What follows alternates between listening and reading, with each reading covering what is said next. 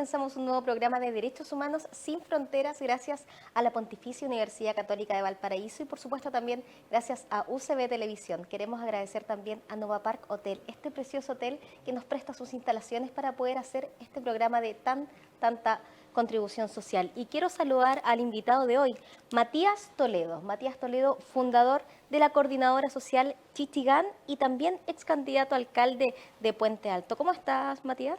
Muy bien, ¿tú cómo estás? Estoy muy bien, estoy muy contenta de poder conocer tu historia, de poder también conocer cuál es tu trabajo en el territorio y por sobre todo también aterrizar los temas de derechos humanos. A veces pensamos cuando hablamos de derechos humanos que tenemos que estar en medio de una guerra para poder hacerlos valer, pero lo cierto es que los derechos humanos es algo que tenemos que dar a conocer y por sobre todo hacer respetar en el cotidiano, en el día a día, y de eso se trata. Comencemos desde lo básico. ¿Quién es Matías Toledo? Soy un poblador, un vecino de Puente Alto. Vivo en Puente Alto ya hace muchos años, nací en Peñalolén, en la Cuco, lo que era conocido, ¿cierto?, antiguamente por la toma de Peñalolén. Llegué en cuarto básico a Puente Alto y bueno, mi vida ha girado en torno a las organizaciones sociales. Estuve un tiempo metido en las organizaciones de carácter más política, sobre ideologizada de repente, pero generalmente ha sido más organización vecinal, territorial. He pasado por un montón de organizaciones, por experiencias de distinto tipo y también por elecciones. Así que soy un montón de experiencias diversas, yo creo, el día de hoy. ¿Cuáles son esas experiencias, crees tú, que te hicieron florecer estas ansias de contribuir, estas ganas de no solo vivir en el individualismo, sino que también en tratar de conocer y tratar de ayudar de una u otra manera a los problemas de mis vecinos, de mis compañeros, de las personas que están viviendo una realidad similar a la mía? Claro, yo creo que lo que nos convoca a todos y a todos siempre son como nuestra experiencia como pobladores y pobladoras de sectores periféricos, de barrios más marginales. Nuestras biografías son bastante similares. Si bien todos tenemos experiencias distintas, tenemos biografías similares.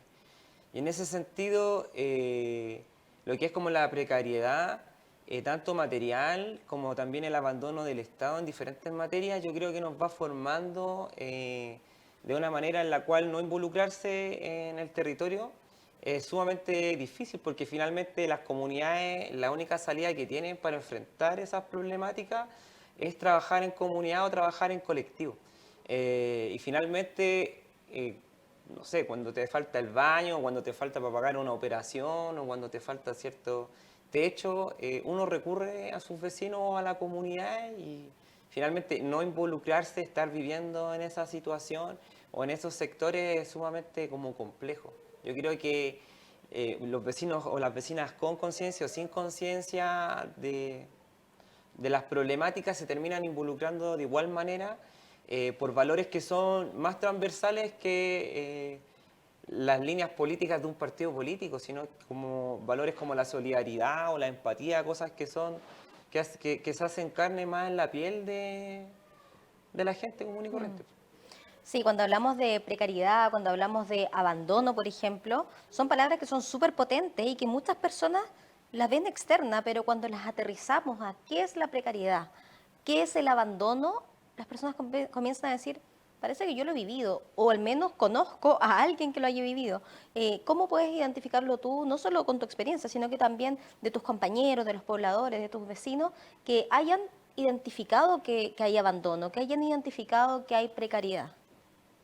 Sí, o sea, si bien antiguamente era más fácil identificarla porque se hablaba, ¿cierto?, como de una precariedad material y una precariedad que quizá hoy día volvió a salir a flote con los campamentos. En Puente Alto tenemos un montón de campamentos.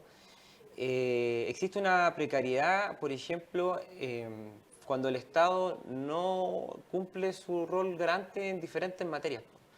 Y nosotros y nosotras las vivimos, por ejemplo, a diario con lo que es la atención, por dar un ejemplo, en materia de salud en Puente Alto, porque el Hospital Sotero del Río no da abasto y hemos tenido que estar con vecinas de 3 de la mañana a 8 de la tarde del otro día, donde finalmente son eliminadas del sistema.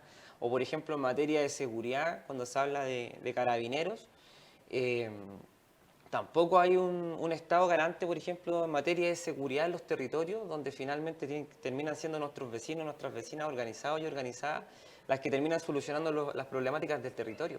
Entonces hoy día el abandono del Estado se ve en diferentes materias, tanto a nivel de salud, educación, seguridad, las infancias que hoy día están abandonadas en los territorios. Antiguamente uno veía ciertos, como habían proyectos como las colonias urbanas, por ejemplo, que hoy día ya no existen y los niños y las niñas están todo el día en las calles, debido a que el avance del sistema capitalista también no tiene hoy día un jefe o una jefa del hogar criador. Entonces hoy día tiene que trabajar la mamá, tiene que trabajar el papá y los niños y las niñas están todo el día en la calle. Entonces ahí vemos que las dimensiones del abandono del Estado son tremendas. Y ahí es donde entran a disputar diferentes visiones de mundo, diferentes modelos de organización que están en disputa constantemente, ¿cierto?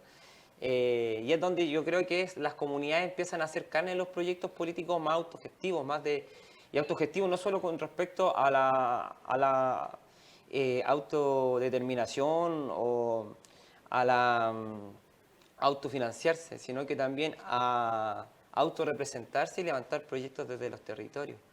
Entonces, creo que finalmente hoy día donde hay una lucha vecinal o donde hay una organización vecinal, también es porque hubo una necesidad que no fue cubierta por algún organismo del Estado centralizado o descentralizado. A mí no me deja de llamar la atención y justamente lo que comentaba al inicio del programa, que cuando hablamos de derechos humanos, pensamos que tenemos que hacerlos presentes en crisis que son potentes y evidentes, pero cuando tú me haces este relato de lo que has vivido en tus colectivos, de lo que has vivido incluso con personas que habitan Puente Alto a modo de ejemplo, porque es algo que se replica en muchos otros sectores de Santiago y del resto de las regiones, las listas de espera, el esperar porque te atiendan, por tener una ficha de salud, también es un derecho humano, que es el derecho a la salud. Cuando tú me hablas de la falta de seguridad, también es un problema de derechos, es una falta de derechos humanos. Cuando hablamos del libre desplazamiento, por ejemplo, que todas las personas tenemos derecho a poder transitar libremente. ¿Para qué hablar del derecho a la vida cuando se vulnera y cuando no están las garantías para poder vivir de manera segura? Y bueno, ¿para qué hablar de los niños? ¿Qué otras materias tú identificas la vulneración de los derechos humanos, particularmente en tus colectivos? Yo creo que algo que engloba todo es como el derecho a la ciudad. Creo que hay muchas comunas, como por dar un ejemplo, Puente Alto, que es una pequeña metrópolis que tiene su propio centro cívico, que muchas veces uno no necesita salir de Puente Alto a hacer su vida, si no fuera porque el trabajo mayoritariamente está fuera de Puente Alto, porque las universidades humanistas están fuera de Puente Alto, tenemos puro instituto técnico. Pero el derecho a la ciudad de las comunas periféricas que no han sido construidas para habitarla o para vivirla, porque finalmente son comunas dormitorios en las cuales, por ejemplo, no hay una planificación urbana pensada, por ejemplo, en cómo un vecino o una vecina se tiene que abastecer viviendo en Bajos de Mena con solamente un supermercado. O qué pasa, por ejemplo, cuando la COPEP de Bajos de Mena está cerrada. O qué sucede cuando el camino que une Vizcacha con Puente Alto, que es Izaguirre, está cortado, que es una pura vía. No se garantiza el derecho a la ciudad y a todo lo que contempla esa ciudad, que abarca lo que es salud, transporte, educación, seguridad. Creo que eso lo engloba a grandes rasgos y bueno, nosotros y nosotras lo vivimos a diario porque finalmente es algo que es como transversal a nuestras vidas, sobre todo cuando uno vive en comunas como Puente Alto, Maipú, yo creo San Bernardo, que tienen sus propios centros cívicos y tratamos de hacer nuestras vidas en esos territorios.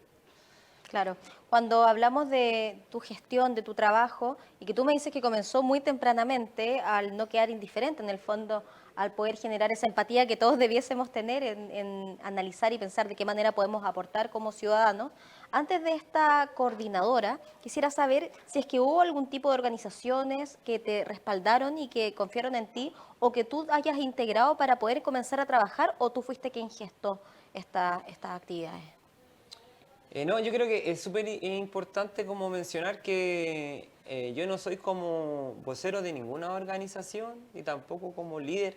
De repente la gente sí me puede referenciar porque soy como una de las caras más visibles, como de, por ejemplo, la coordinadora. Pero el proceso el trabajo que hoy día nosotros hemos desarrollado en Puente Alto es el proceso de las organizaciones sociales. Y en ese sentido existen los diferentes márgenes de cómo uno se puede involucrar en la cuestión social, tanto voluntariosamente, desde el voluntariado, desde la militancia, y no partidista, sino que militancia, ¿cierto?, más comprometida con una organización. Y desde ese punto en adelante hemos pasado por experiencias tanto en centros de estudiantes, pero no como el presidente del centro de estudiantes, sino como encargado de deportes, porque para nosotros era más importante poder jugar a la pelota, porque no teníamos canchas, por ejemplo, donde yo vivía. Entonces nosotros para jugar a la pelota teníamos que pasarnos, por ejemplo, el fin de semana al colegio. Y esa era la cancha que teníamos en la villa donde vivíamos. ¿Cachai? Entonces esa fue como mi primer lugar de organización, pero después ya en lo que fue la radio Enrique Torres, que fue un lugar que nos acogió muy gratamente, Acción Propaganda, Hijos de la Calle, el Centro Abierto Rayito de Luz, el Frente Fotográfico, Vinculación Puente Alto y un montón de organizaciones que todas tienen diferentes caracteres. Porque Hijos de la Calle era un poco como más anarquista, la radio Enrique Torres era un poco más del Lautaro, pero era muy popular y un buen espacio de formación política. Fui vocero de la Comisión Política de la Universidad Arcis, que era ya una selva política que había desde las juventudes del PPD hasta cabros que creían en la destrucción total de todo. Y cada uno de esos espacios fue un espacio como de crecimiento. Y yo creo que hoy día lo que es la coordinadora, después de haber pasado por todas estas organizaciones, viene a graficar la maduración política de militar un poco más lo que es el territorio y militar la contradicción que surge en el territorio, que es un concepto que nosotros y nosotras hemos ido acuñando, porque somos sujetos de contradicción que de repente esas contradicciones no tienen cabida dentro de los espacios de militancia más partidistas o más sobreideologizados. ¿Ya? Y ahí es cuando, por ejemplo, yo decía, y digo siempre el ejemplo de Marco Antonio Solís, de que a mí me costó entender lo que era el amor romántico y lo peleaba porque a mí me gustaba Marco Antonio Solís, hasta que lo entendí y voy a decir, ¿sabéis que sí? Estoy en contra del amor romántico, pero me sigue gustando Marco Antonio Solís, ¿se entiende? Y es porque somos sujetos de contradicción y tenemos que entender que si queremos trabajar para nuestros vecinos o nuestras vecinas, son sujetos de contradicciones, que no son sujetos cuadrados ni redondos, sino que son personas que tienen diferentes sensaciones, emociones, y que un día pueden votar por Kast, pero están a favor de no sé, cosas súper empáticas o de modelos súper solidarios. Y tenemos que saber trabajar y habitar esos espacios. ¿Cachai? Entonces, creo que hoy día la coordinadora grafica un poco lo que ha sido esa construcción y esa maduración un poco más histórica. Sí. Matías, tú fuiste ex alcalde, o sea, ex postulante a alcalde, ex candidato a alcalde de Puente Alto, pero me hablas de que también te gestaste en una selva política en medio de un momento en el que tú estabas madurando justamente cuáles iban a ser tus formas de querer militar.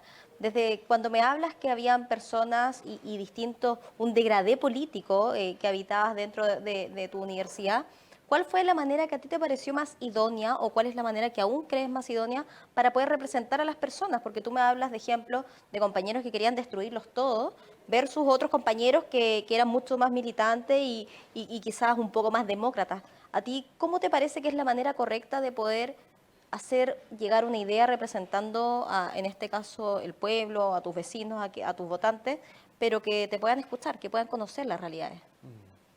Creo que ahí lo que es como lo más importante, lo más significativo, tiene que ser el quehacer. Porque finalmente hoy día hay un montón de organizaciones y de movimientos sociales que no tienen trabajo en los territorios y que no son más que una corriente de opinión. Pueden compartir algo en Twitter o algo en Instagram y no salen de eso. Porque finalmente uno le puede criticar mucho a los partidos políticos que no tienen incidencia en los territorios. Pero es como cuando criticamos los medios ciertos hegemónicos de que por qué están haciendo algo si sabemos que son hegemónicos, ¿se entiende? Pero a quienes sí podemos criticar son a los movimientos sociales que se llaman o que creen que representan ciertos los sectores como más olvidados del pueblo o más marginados cierto del pueblo y no tienen este trabajo territorial. Nosotros y nosotras creemos que es fundamental el territorio, porque no puede ser posible que hayan organizaciones de carácter nacional que tengan fechas conmemorativas o que puedan organizar grandes manifestaciones en Santiago y alrededor de Chile y no puedan ser capaces de levantar un trabajo determinado en un territorio, que no puedan ser capaces de ir a disputar la lucha ideológica con los vecinos y con las vecinas común y corriente. Entonces, creemos que es súper importante dar esa reflexión y también esa reflexión tiene que ver con cómo vemos y cómo leemos el escenario político actual. Un escenario, cierto, post-plebiscito, en el cual se perdió, cierto, propuestas que emanaban de diferentes sectores sociales, pero también con demandas que no fueron escuchadas por parte de la ciudadanía. Por ejemplo, la ciudadanía pedía mayor seguridad, y la respuesta, cierto, de los sectores más progresistas siempre fue así como, no, es que la Constitución no tiene nada que ver con la seguridad, pero a los vecinos hoy día les preocupa la seguridad en sus territorios. Entonces nosotros y nosotras, ¿cómo hacemos carne en nuestro proyecto político de lo que verdaderamente le interesa a los vecinos y a las vecinas y no de lo que nos interesa a nosotros y a nosotras en nuestros nichos? Entonces creemos que es súper importante tener ese tacto. Para tener ese tacto hay que tener esa pega en el territorio. Creemos que es constituyente de cualquier movimiento y de cualquier propuesta política tener las manos en el territorio, los pies en el territorio, y también, pucha, ser franco y sincero y decir, pucha, chiquillos, chiquillas, fracasamos, pues llevamos cualquier año, ¿cierto? Desde una izquierda dura que le habla a un sector que hoy día no le es convocante, que es una izquierda sin espalda, que es una izquierda sin pueblo, y que es una izquierda que se ha ido quedando abrazada de los viejos estandartes, ¿cachai? Que cada cierto tiempo le manda un saludo a Nicaragua, que cada cierto tiempo le manda un saludo a Venezuela, y son cosas que en el sentido común de los vecinos y las vecinas ya no está arraigado. Y ahí vemos cómo avanza el fascismo, y nosotros y nosotras, ¿cierto?, en otra, ensimismados dentro de la organización, ensimismados en la ideología, pero no construyendo proyectos políticos desde los territorios, que debe ser lo que verdaderamente a nosotros y a nosotras nos convoque. ¿Tú crees que ese es uno de tus trabajos en el día a día? ¿Estás construyendo algún tipo de trabajo político? Porque cuando hablamos de tu función como fundador de la coordinadora o incluso como ex candidato a alcalde, me imagino que tu labor, más allá de ciudadano, va adquiriendo alguna forma, va mutando. ¿Cómo te ves tú y cuál es tu trabajo en el día a día? Sí, es complejo porque ahí está como lo colectivo y lo personal. Y en lo personal siempre es más fácil estar en la zona de confort. Y cuando uno sale de esa zona de confort empiezan las crisis de pánico, las crisis de ansiedad, porque siempre es más fácil estar en una trinchera demandando. Pero cuando uno ya sale de esa trinchera tiene que enfrentarse, ¿cierto? Por ejemplo, a lo que son las instituciones políticas, a tener relaciones con partidos políticos, con personas que de repente uno las encuentra desagradables, pero tiene que entender igual que la visión en la cual se mueve la institucionalidad chilena es en base al diálogo también. Entonces uno tiene que estar abierto y dispuesto a ese diálogo, aunque a veces nos duela la guata, ¿se entiende? Y eso ha sido complejo porque ha sido un proceso tanto de maduración interna como de maduración colectiva, porque hay compañeros y compañeras que tampoco han entendido muchas veces de por qué nos tenemos que sentar a conversar con Boric o con Jackson, y el otro día estamos con Jade y pasado mañana estamos con Char, y es porque finalmente lo que nosotros y nosotras necesitamos generar más allá de la unidad es la amplitud en servicio de las necesidades de las luchas que tenga nuestra gente. Y no en base, por ejemplo, a los egos políticos y la forma de construir que ha tenido la política chilena a la fecha, que es caudillista, en base a pequeñas trincheras, ¿cachai? Tirándose de aquí para allá, y si tú te juntáis con este, yo no me junto contigo. Entonces yo creo que hoy día nuestra labor un poco tiene que ver con salirse un poco con las formas tradicionales de organización y tratar de construir con los que no se han organizado, que son los más. Y en base a eso nos hemos encontrado con un montón de compañeros y compañeras que ha sido súper agradable así como juntarse porque nos dan el tacto del territorio, ¿cachai? De repente hay cosas que discutimos con organismos políticos o con partidos políticos que los vecinos y las vecinas no lo entienden. Y no lo entienden no porque sean ignorantes, Sí. sino que porque no le hace sentido.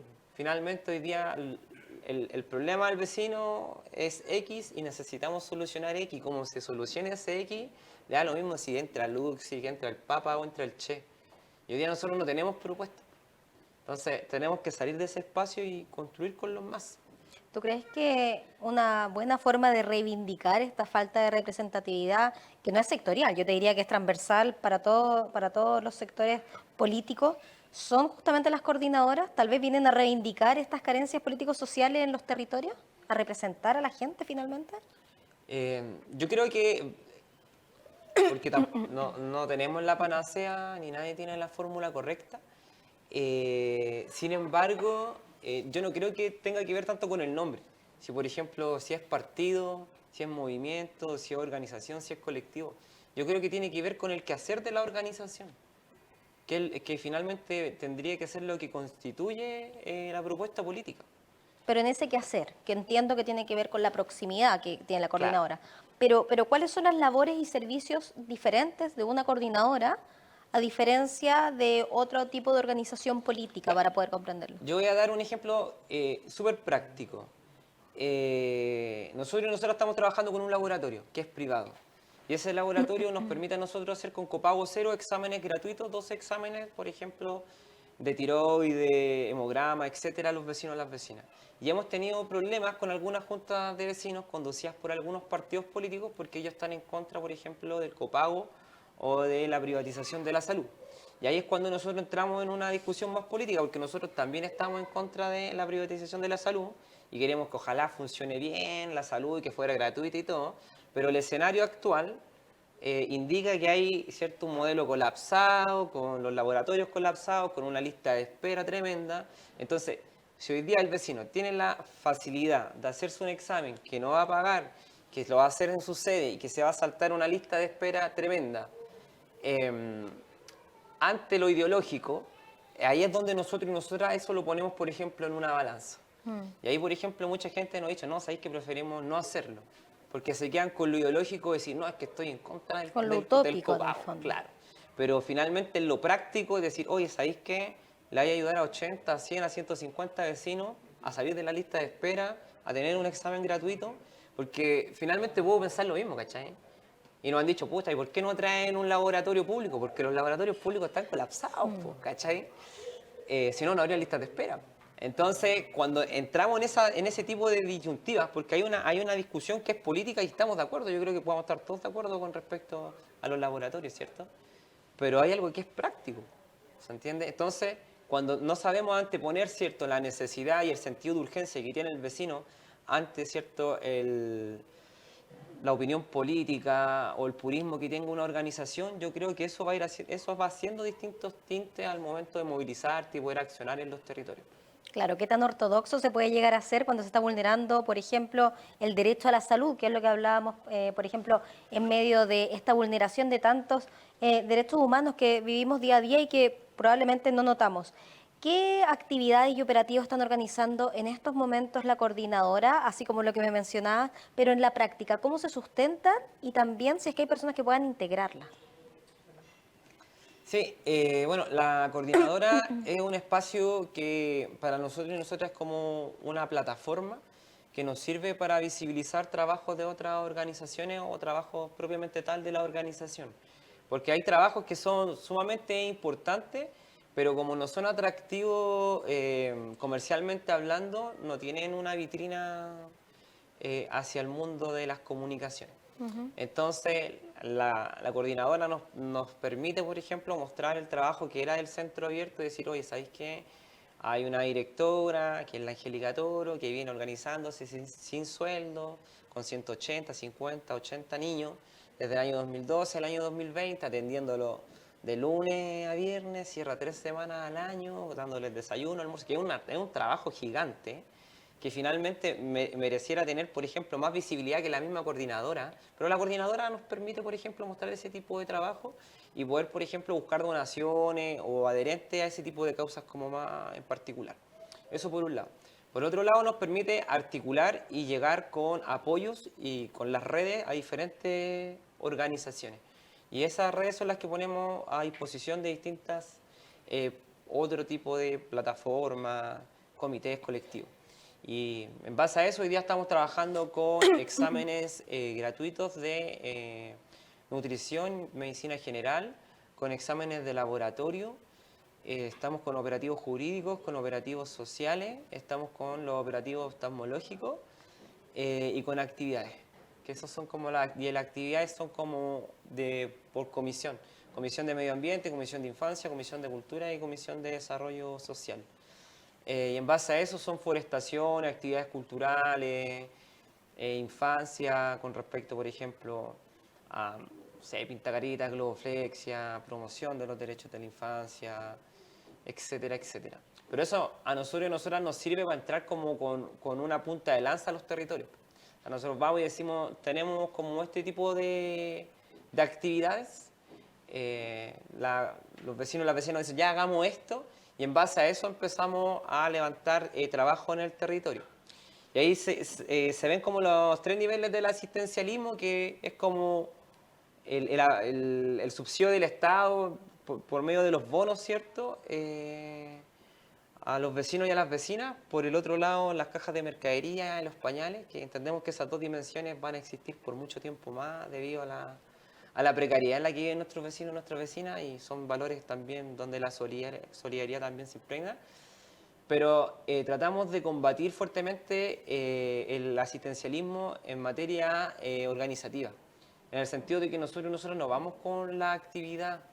Les tenemos, por ejemplo, este manojo de actividades, pero son ellos y ellas las que las tienen que implementar, los que tienen que buscar a los vecinos.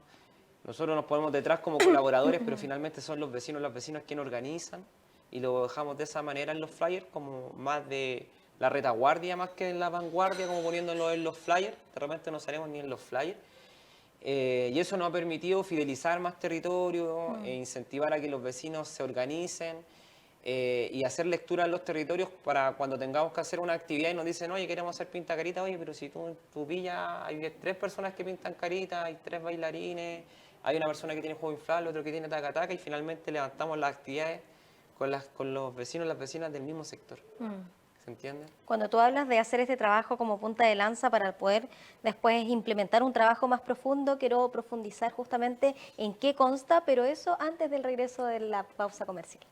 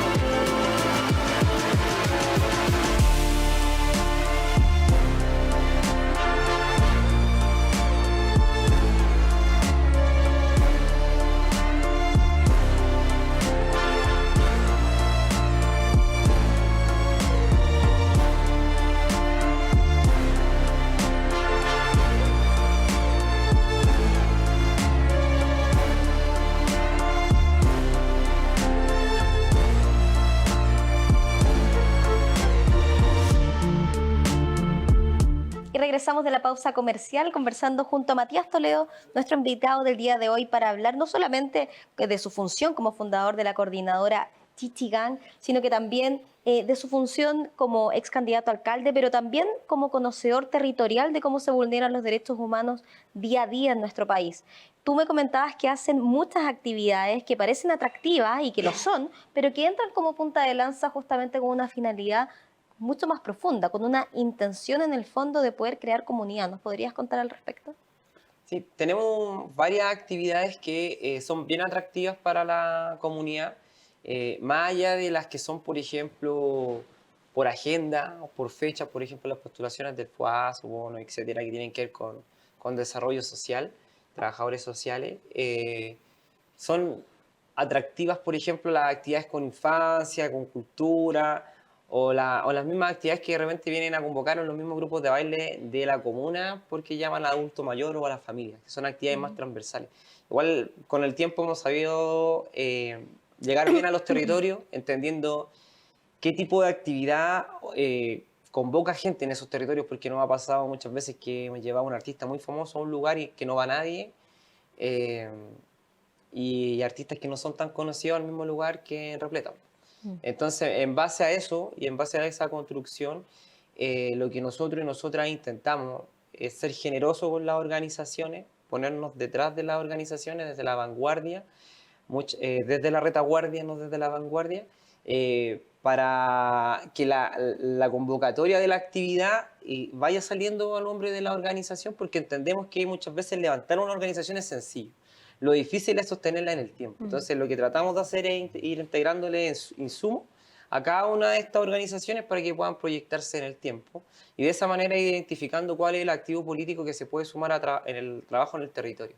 Que no muchas veces es necesario que se sume a nuestra organización, a nuestra militancia o a nuestra estructura interna, sino que nos basta con que ya se organice en el territorio o pueda organizarse en otros espacios que salga de sus villas o de sus poblaciones. Matías, ¿cómo se conforma una coordinadora? Porque hemos escuchado, sobre todo en este último periodo, el nacimiento de coordinadoras que probablemente existen hace mucho tiempo, pero que han tenido mayor protagonismo justamente, me imagino, con esta falta de representatividad política es que surgen estos movimientos. Pero ¿cómo se puede integrar una coordinadora? Porque conocemos, por ejemplo, los centros de madre, las juntas de vecinos, pero las coordinadoras parecieran ser algo un poco más 360, ¿no? Claro, es que una particularidad que tiene que tener por lo menos una coordinadora y por lo menos en la comuna de Puente Alto es que Puente Alto en territorio es demasiado extenso, Mm. demasiado grande. Entonces ya una coordinadora en Puente Alto habla de que va a tener un montón de integrantes en el espacio y que viene también a representar personas que están en diferentes organizaciones, ¿ya? Mm. Porque en su momento cuando nosotros y nosotras teníamos la vinculación Puente Alto, que también funcionaba como estilo coordinadora, habían organizaciones como Hijos de la Calle, Manos del Fango, Tejiendo Sur, la Fundación Inclusión TEA, el Centro de Madres y Apoderados del Jardín Los Miguelitos, y así sucesivamente, que son distintas organizaciones individuales que vienen a componer un espacio que es más grande, ¿ya? Y que también no tienen esas ataduras políticas que muchas veces nos presentan las estructuras más clásicas al momento de definir el quehacer. Entonces, en ese sentido, nosotros y nosotras trabajar de esta manera, de una forma más colectiva, con distintas organizaciones e individualidades, nos ha permitido poder llegar a más espacio y tener un trabajo también más efectivo, que la gente lo siente como más de cerca, como que tiene un sentido de pertenencia con ese trabajo, más que el trabajo un poco más nichado.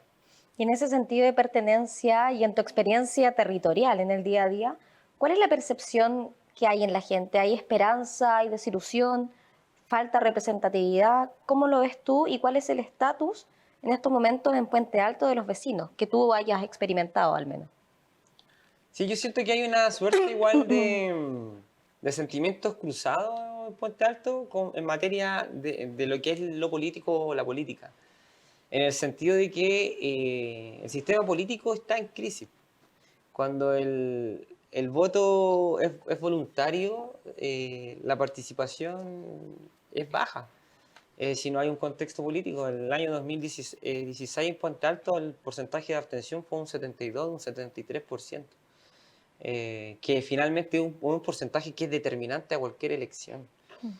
Entonces, la gente igual se ve desilusionada finalmente, porque ve que todo lo nuevo que también ha nacido, nace desde lo antiguo.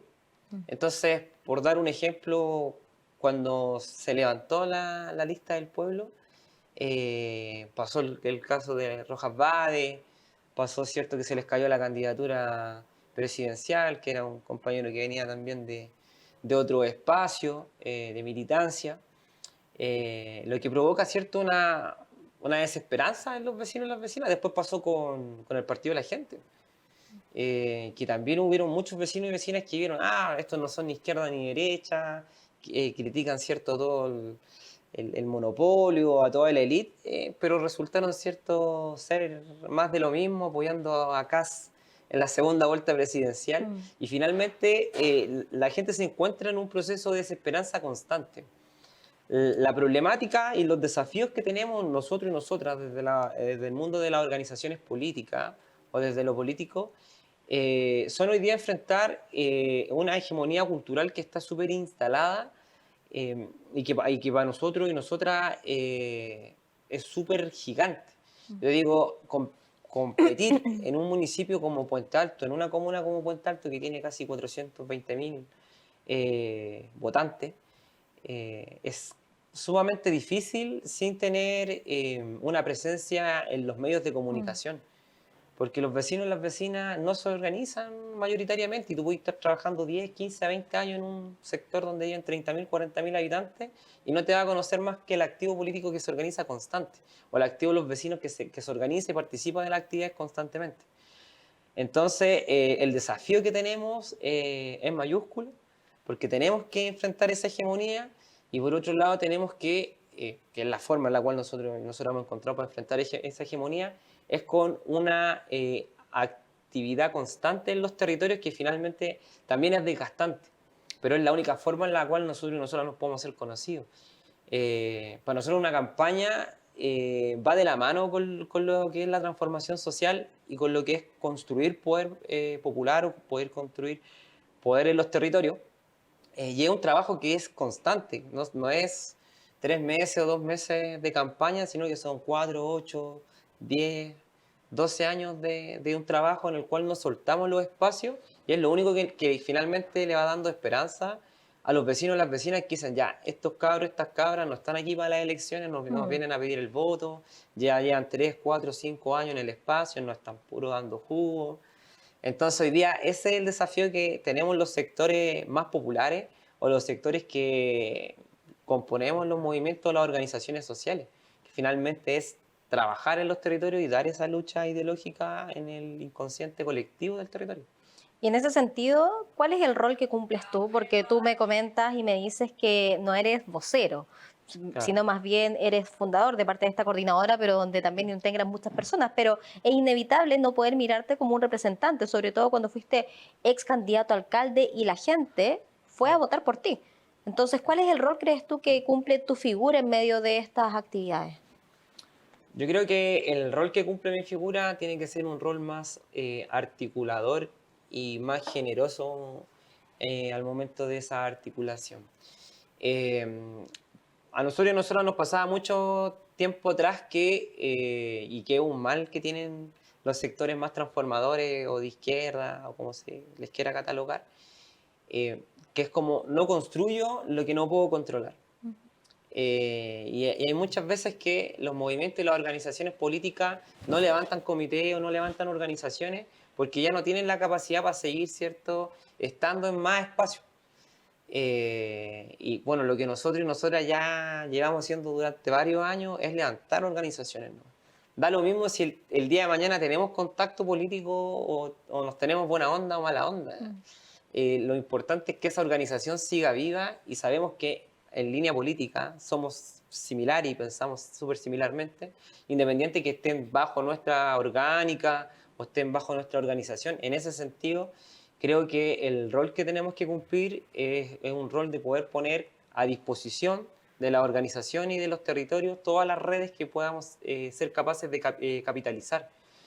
Eh, Hoy día todo lo que nosotros y a nosotras nos llega no termina en nosotros y en nosotros. Termina en una junta de vecinos, termina en un colectivo, termina en una organización incipiente. Y creo que esa es una de las características que debiesen tener los nuevos movimientos que apuesten la lucha eh, popular y por la conquista del poder, pues, en todas sus esferas, no solamente en una elección a una alcaldía o una presidencia, porque finalmente el poder está repartido en toda la esfera, desde los espacios más económicos hasta las dirigencias vecinales o los comités, etcétera. Y para poder disputar el poder en todas sus formas tenemos que ser generosos, porque ya ese crecimiento caudillista o individualista está un poco más obsoleto. Y en base a ese trabajo que estás haciendo no solo tú, sino que también la coordinadora y tantas otras personas que quizás no integran este tipo de colectivos, pero que sí están trabajando en el día a día, ¿Tienes planeado alguna nueva participación política en términos de representatividad, particularmente en las próximas elecciones de alcaldía? Sí, hay dos cosas. En primera instancia, yo lo que valoro mucho de Puente Alto es que es una comuna políticamente muy viva.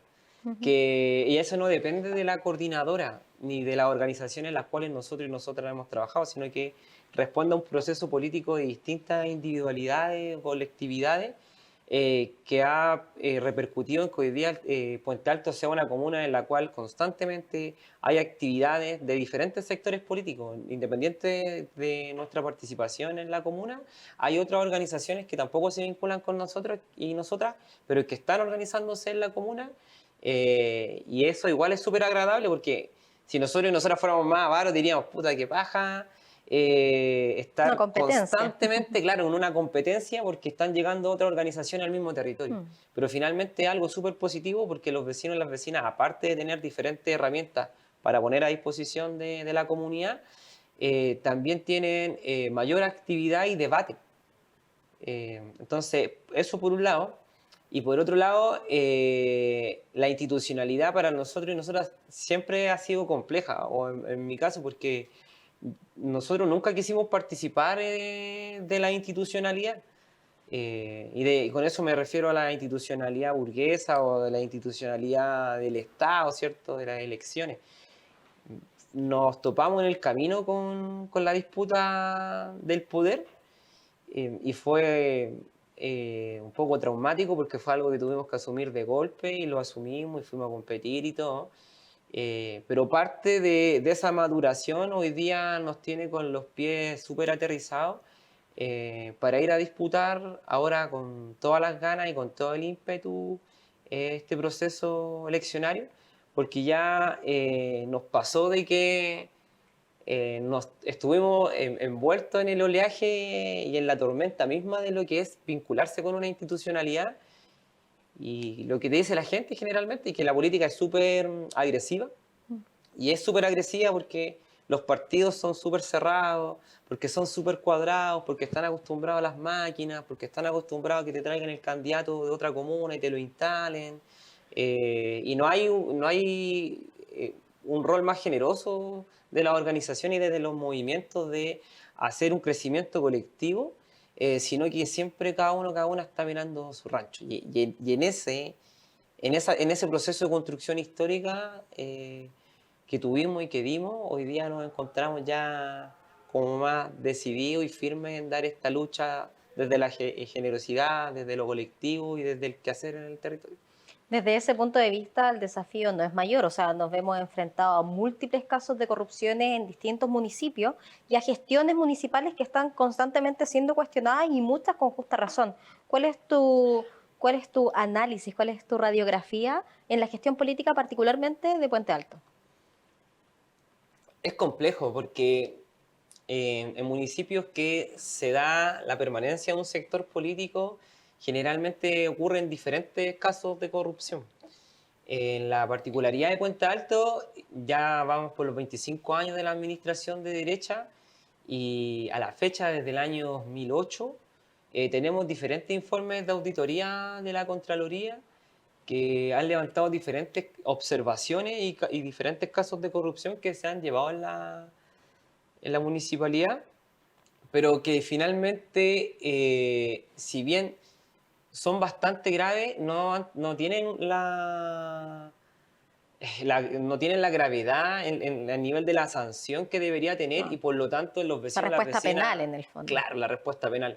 Entonces, y los vecinos y las vecinas tampoco le toman el nivel de preocupación o el nivel de incidencia y de peligrosidad que tiene el caso, porque a nosotros nos ha pasado de que hemos denunciado durante harto años el tema de los arriendos de vehículos con 2.500 millones de pesos por gasto, horas excesivas, o sea, horas extras por fuera de lo permitido legalmente, que también lo hemos denunciado contra Contraloría. ¿En la gestión En la actual de la gestión alcaldía? actual de Codina, de hecho lo denunciamos en octubre, en noviembre del 2018, y eso se verificó que efectivamente se estaban dando horas por fuera de la ley, que no tenían concordancia con los libros, etcétera, y la respuesta de Contraloría fue no lo haga de nuevo, ¿no? Entonces, finalmente, las penas son bastante bajas. El caso de la ruleta de la fortuna en Puente Alto, donde 25 funcionarios recibieron dinero de empresas directamente a sus cuentas. Hoy día tienen de sumario solamente a una persona cuando deberían haber por lo menos 20 personas sumariadas internas. ¿Se entiende? Y entre esos está el ex delegado presidencial Emardo Hantelman, que fue delegado durante el gobierno de Piñera, que hoy día es jefe de la ID con Puente Alto, que estuvo involucrado en el caso de corrupción con nombre y apellido en el informe de investigación de CIPER. Y hoy día lo tenemos trabajando sin ningún sumario. Entonces, finalmente, los casos de corrupción han sido sistemáticos en el tiempo, pero igual la gente ya lo ha ido normalizando. Y eso es preocupante porque habla de un síntoma en la democracia que finalmente a la gente le da lo mismo si es que se le roba la institucionalidad. De repente robarse 2.000, 3.000 millones de pesos tiene un efecto mucho menor a un portonazo, ¿se Mm. entiende? Y estamos hablando de los recursos de todos los chilenos, entonces finalmente nos ha hecho súper difícil y complejo que la gente le tome la gravedad a esto. Claro, y cuando tú mencionas esos casos que muchos de ellos pueden quedar incluso archivados, no corroborarse, mientras otros se corroboren y no tienen las penas que quizás las personas logran dimensionar, como tú bien mencionas, la gravedad de estos casos. ¿Cuál es el proyecto paralelo que tú ofreces para lograr no solo no hacerlo, sino que más bien revertir esta confianza y este poco escepticismo que tienen las personas hacia sus representantes? Sí, aquí es bastante complejo porque finalmente, en términos prácticos, cuando se llega a un municipio por primera vez, lo que hay que hacer es auditar desde los contratos, los servicios y todas las licitaciones. Y aquí es súper complejo seguir la línea de la corrupción cuando, por ejemplo, se tiene al amigo del amigo en algún servicio. Es fácil cuando es familiar o la persona directamente está, ¿cierto? Pero es un poco complejo seguir este hilo cuando ya se han ido instalando, ¿cierto? Históricamente funcionarios inclusive que son de planta, a los cuales no se les puede sacar Mm. porque hay que hacer un sumario, etcétera, etcétera. Entonces, finalmente, lo que nosotros y nosotras les podemos ofrecer a la ciudadanía, a los vecinos y a las vecinas, es una participación y una construcción colaborativa y colectiva en base a los proyectos, a la forma en la cual nosotros y nosotras queremos transformar la vida del territorio, en cómo se debiesen hacer los servicios, porque cuando uno habla de gastar 2.500 millones de pesos en el arriendo de vehículos, es un gasto que nos está generando un patrimonio para la comunidad, nos está generando activos para el municipio.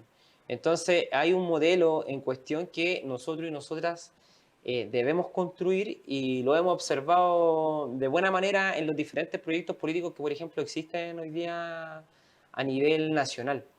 Por ejemplo, podríamos destacar como dos líneas municipalistas que son bien interesantes, que por un lado está como la hacer crecer el Estado, que tiene que ver un poco más con la línea que he tratado de implementar Daniel Jadwe, y por otro lado, la de Sharp, cuando implementa, por ejemplo, proyectos que le entrega recursos directamente, por ejemplo, a bomberos, con el tema de los parquímetros, por dar un ejemplo. Son dos proyectos que son totalmente distintos, porque finalmente uno, ¿cierto? Por medio de las ópticas, por medio de las farmacias, por medio de la inmobiliaria, trata que el Estado siga solucionando las problemáticas y finalmente le soluciona las problemáticas, ¿cierto? A los vecinos y a las vecinas, pero terminan, ¿cierto? No empoderando y no entregándole las herramientas de autoorganización o de autorrepresentación a los vecinos y a las vecinas.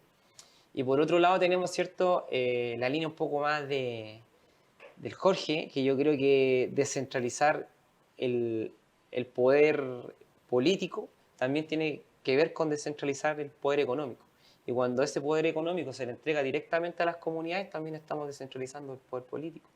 En base a eso, creemos que los proyectos tienen que deambular por esas líneas, por líneas en las cuales nosotros y nosotras podamos, ¿cierto?, ir solucionando en lo inmediato las problemáticas que tienen los vecinos, pero ir descentralizando el poder que tienen los mismos municipios y el Estado. Y en base a eso, con, con las leyes y con la constitución vigente, si bien no se puede hacer mucho, con lo que está, podemos descentralizar el poder económico para poder descentralizar el poder político.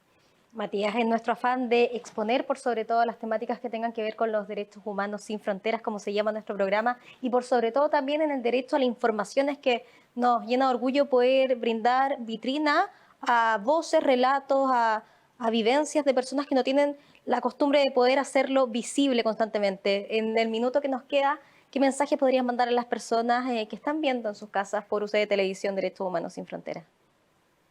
Yo creo que un mensaje que se podría dejar eh, es como no tenerle miedo a la autorrepresentación, sobre todo lo que es el Distrito 12, porque el Distrito 12 es un distrito que está acostumbrado a la farándula política o que está acostumbrado al turismo político.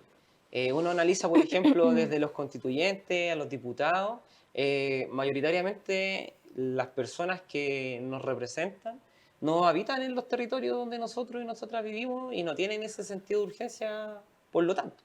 Entonces creo que es súper importante que la gente tenga esa necesidad, que tenga ese valor de poder autorrepresentarse, de autoorganizarse y de que crean proyectos políticos más tangibles. Porque finalmente hoy día la política es muy discursiva. Es de gente que se sienta a decir, no, yo creo esto, pienso esto otro, quiero hacer esto, pero es gente que no hace.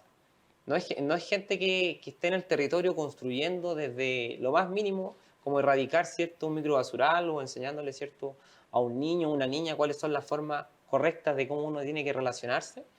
Eh, y eso creo que es determinante al momento de construir una nueva forma de hacer política en los territorios. Así que creo que ese es el mensaje. Muchas gracias, Matías Toledo, por estar junto a nosotros, fundador de la Coordinadora Social Chichigán y ex candidato a alcalde de Puente Alto. Nos entregas la primicia de que vas también nuevamente para ver si es que te podemos ver ahí como edil. Y también quiero agradecer a la Pontificia Universidad Católica de Valparaíso y, por supuesto, UCB Televisión, que hacen posible la transmisión de este programa, y a Nova Park, este precioso hotel que entrega sus instalaciones para poder llegar junto a ustedes. Nos vemos en un próximo capítulo. Que esté muy bien.